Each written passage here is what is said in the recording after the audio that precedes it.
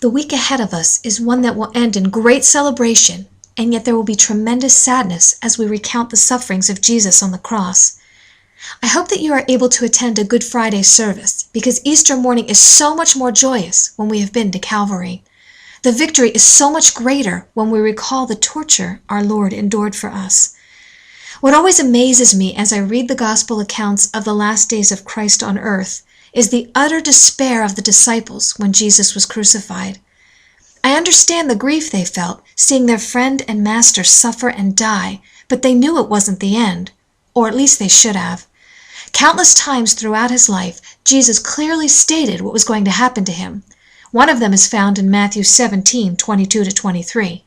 The Son of Man is going to be betrayed into the hands of men. They will kill him, and on the third day he will be raised to life. Unfortunately, in their overwhelming sorrow and the horror of what just played out before their eyes, they could not see beyond the tomb.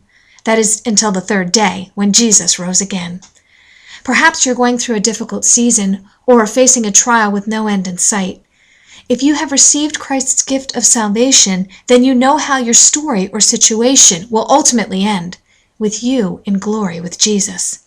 As we contemplate and celebrate what our Lord did for us, it can be a reminder that our sorrows and tragedies will also end in joy and triumph.